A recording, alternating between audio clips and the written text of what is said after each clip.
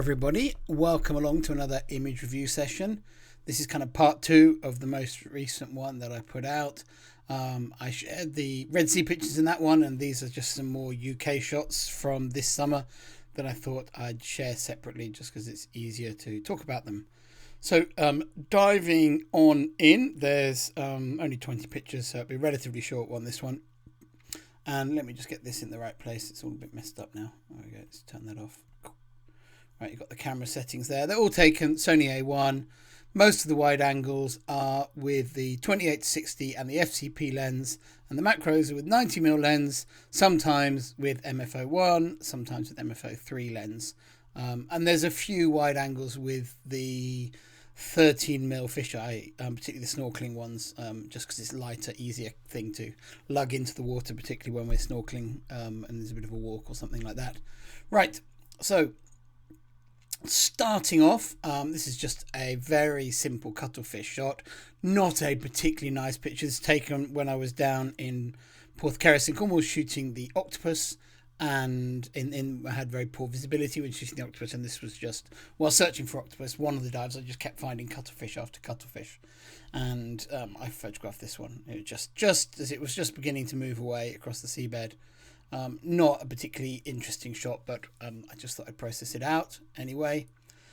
This is more, there's a few of these shots. There's another one a bit further down. Maybe I'll show you both of them together.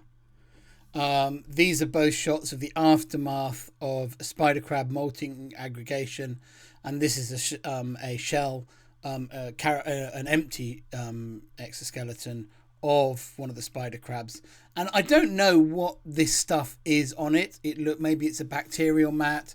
I don't think it'll be fungi underwater in the ocean, so probably a bacterial mat on the old carapace, something like that, but I don't actually know what it is that covers them. But it looks very ghostly, and that colour makes it stand out fantastically well from the brown sand. So this is just and there's another one. This is a different part, and obviously the waves tend to sort the different parts of the crabs into different areas. So you go through areas where it's all kind of the main body sort of carapace, and then you go to other areas and it's all legs and claws, and this is one of the legs and claws areas. They actually break down very quickly.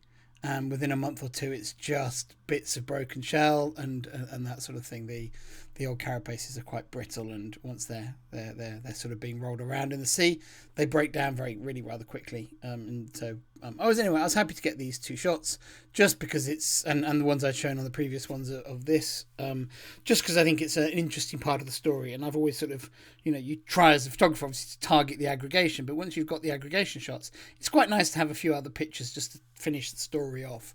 So I now feel with really nice portraits of spider crabs, aggregation shots, and then the aftermath shots, it feels like a really nice story overall to be able to tell. This is a small, we call them crayfish or crawfish in the ocean, or spiny lobsters. It's a type of spiny lobster. And this is just a young one living in shallow water. Actually, this one, rather an unusual place to find them, is just off on a shore dive in Babbacombe, where the beach is very shallow, but these are on the underside of a well-known rock there known as Mushroom Rock, which is kind of it's right in the middle of the dive site, and everyone sort of uses it as a navigation point really, and very classic of that same dive site actually are these beautiful velvet swimming crabs, very much an overlooked subject by photographers. Most people would just swim straight past them, but this one it was so handsome. The visibility was very poor anyway, in amongst the snake locks and anemones. Very, very typical scene for that dive site, but doesn't mean you shouldn't shoot it. If you only dive at that dive site, you might go, why the hell are you wasting your time on a very common subject? But I don't dive on only one dive site. I dive all around the world. So when I go to a dive site and there's something very characteristic about it, I tend to shoot it rather than look for the thing that's rare on one dive site and then on the next dive site it's everywhere. So there's plenty of people probably who are desperate to photograph a velvet swimming crab, and the guys that have them on every dive tend to ignore them, which is sort of a truism of photographers. This is a shallow water specialist Blenny called Montague's Blenny. I presume that this is a male and a female inside a hole. It's actually a hole in a brick that's built part of the jetty. and then the barnacles have overgrown the brick. So the orange colour comes from the building brick colour, and the hole inside the brick has created a perfect little house for these two blennies to lay eggs in, I presume. So I presume there's egg laying going in. I did try and light in there and try and see what was going on. I couldn't see what was going on, but the fact that there's two of them in the same hole does sort of, make you think that it's almost certainly that they're laying eggs in there. And I suspect that this more colourful one at the front is the male, but I don't know. And inside is the female laying eggs, and he's guarding her, but I don't know. Another blenny in a hole, but slightly bigger blenny. This is a tompot blenny, and this is just on one of the legs of Swanage Pier. Always been a classic place for seeing tompot blennies. And I just like the fact that I like the yellow sponge that's growing over the barnacles in this picture. And I like the combination of that yellow and the reds and oranges of the blenny, and being able to get a bit of blue water into the background as well. So just a nice scene setting shot. Not a in-your-face portrait. I mean, if I zoom in, filling the frame with this guy would be great. And obviously I think I could crop it and just have it tighter. I'm not going to be able to get the zoom right now, but a picture like this is obviously more initially impactful, but actually having that wider shot I think could work well for magazine or campaign using or that usage or that sort of thing. And my files are big enough that should you want to crop it, you can crop that very tightly because of the high resolution of the camera. So I tend to like shooting sometimes slightly wider viewing pictures. Right. Next up, we have my power's just dropped off my computer. That should be back now. We have this beautiful large pipefish, common pipefish we usually call them in the UK. Here coming through this sea oak seaweed, which is right. This is shot with the MFO3. Just that slightly wider view allowed me to get the whole habitat in. I could have shot this perfectly well with the straight 90 and just done the face of the pipefish. And obviously the face is the business end. It's the only bit I've really worried about keeping in focus in this picture. I went for a shallow depth of field here because the sea oak, the seaweed, is just very messy, and I needed to blur it quite an amount. But I didn't want to just turn to mush, so I sort of chose a fairly wide but not completely wide open aperture. It's at 5.6, and that allowed me to get the head reasonably sharp, not completely lose the detail of the tip of the snout. The eyes obviously where I focused, and there's enough blur in the background that the sea oak isn't too intrusive. This probably shot on the similar aperture actually, f5. This is a tompot blenny, again opening the aperture here. There was less of a need to really keep things in focus here, so I did open a little bit wider, and because this is shot with the 90mm, and it enabled me to open the aperture a little bit more and just blur away the seabed here. There was nothing particularly ugly in the seabed. It was just this soft mossy looking algae across the seabed. The tompot was posed in it, and I just opened up that aperture just to blur out the background. It means that you'd lose the detail on the back of the blenny, but I think that's a worthwhile compromise to keep the nice mushy background and the pop that the shallow depth of field gives you. I think I showed a picture of one of these in a previous a picture of this same setup in a previous one of these review sessions.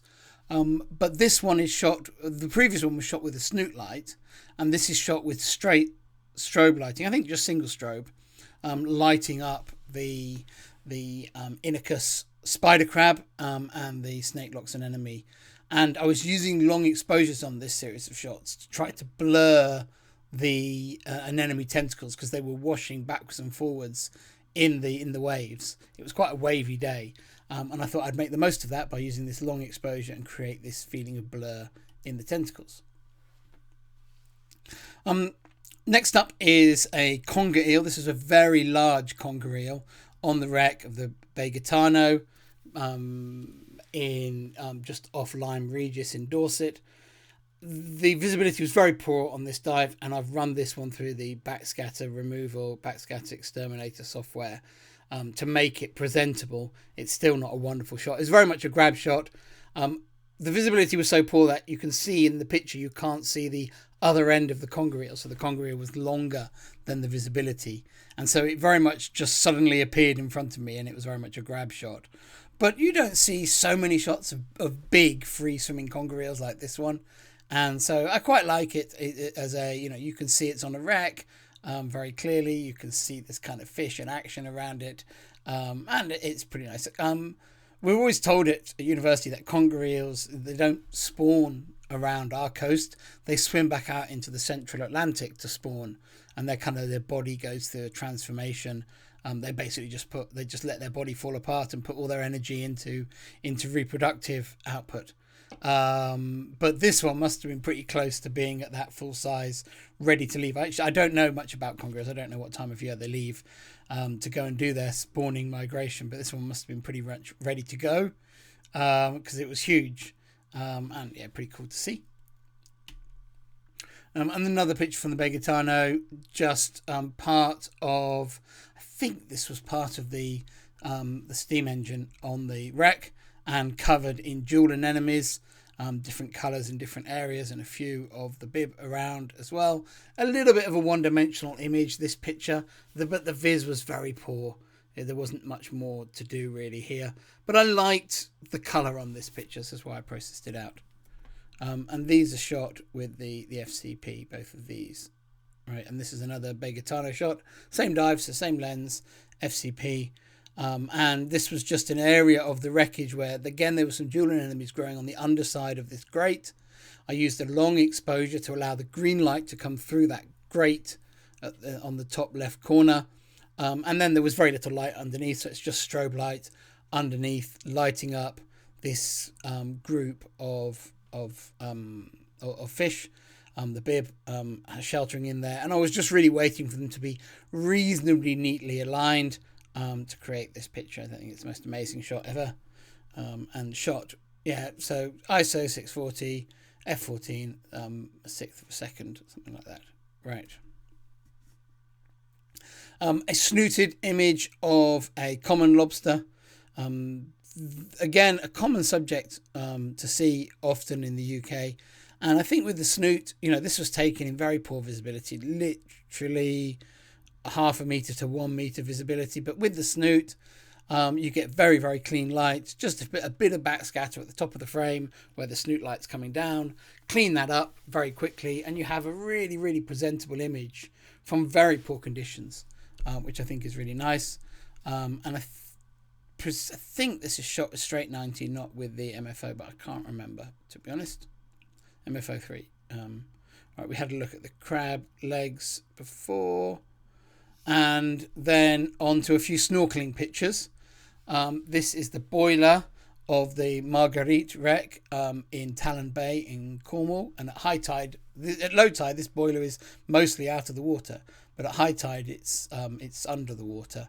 My wife and I, we went there. This is Elio in the picture. We went there on a falling tide, but while the boiler was still underwater, and I thought it was a nice chance. It's a big boiler, and it was a nice chance to get a picture with a person in to show how big the boiler is in the picture. So we did that. And then we went up. It was actually a bit choppy that day, so it wasn't very nice snorkeling. And to be honest, both of us didn't have quite the right weights, so it was quite hard work swimming at the surface when you were just a bit too buoyant and not very well. So anyway, we headed up into an area that was protected from the waves, and it was kind of like a big rock pool, and we shot in that rock pool instead, just because it was too much hard work out in the chop of the sea.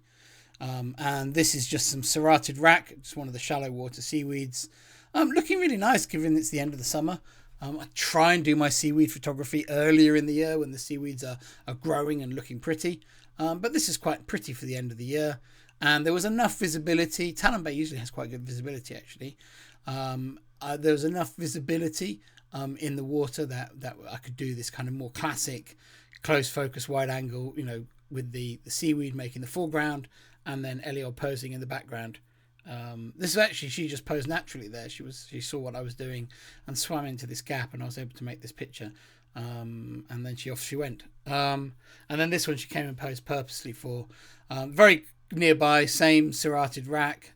So that type of seaweed, shooting through the seaweeds, nice sort of semi-closed reflection, and makes for a nice picture. I think the central part of this picture is better. Could definitely crop it a little bit. Maybe I should crop it a little bit, particularly off the right hand side. I think that might improve the picture a bit. I think the very right hand edge of the frame is quite weak, so maybe that needs a crop. This was snorkeling at Flushing, which is opposite to Falmouth City, on the Fal Estuary, but right up inside by the city. And it's just it's a place where there is really nice seagrass, and we wanted to go there at low tide, but we were a bit too long having lunch. My mum's barbecue was very slow, and I was in charge of cooking, and there was lots of us, so it took so it took me about an hour to cook all the food for lunch, and then by the time we'd eaten all this food, we were a bit late for the low tide, so the seagrass that we were hoping to get closer to the surface was already quite deep, and so it was nice seagrass there, but it was just a bit too deep and the visibility was quite poor, so when we were on the surface we couldn't really see the seagrass. You had to dive down to see it, and so it wasn't the best snorkel ever, but anyway, as a result of it. And so the next day we went to Silver Steps and Pendennis Head off Falmouth, which usually has better visibility. And this is Laminaria digitata, so the sort of common shallow water kelp, growing up in the shallows. Very nice, very pretty kelp. It wasn't particularly wavy on this day, but I wanted that to create that feeling of the kelp moving in the waves. So this is me swirling the camera more than the kelp moving to create that feeling of a wave battering the kelp. But Laminaria really it tends to favour exposed coastlines. So it's quite classic of this species. This is some spaghetti weed, again just playing around with a bit of camera movement. I really like spaghetti weed. It's one of my favourite subjects in the UK. It's got such a lovely colour to it, and the photo opportunities change so much as the tide goes in and out. When the tide is in, like in this picture here, the weed just sits straight up in the water, and you get these nice vertical lines. It's not as neat as mermaid tresses and other type of seaweed that we have with brown algae, but it's still really pleasing to see. And this is another shot of it just with a bit of sun coming through. Nothing special, but I purposely lit this primarily with my top strobe in this picture, so that it kind of, the light faded into darkness into this sort of dense stand of seaweed. Right, hopefully that's an interesting run through. I'll just scroll back through them so you can see all the settings. If anyone's interested, you can pause this, and obviously if you're looking at this full screen on a big monitor, or a big iPad, you should be able to read the settings off the right hand side of the frame. Right, thanks for watching. I'll be back again soon with another image review.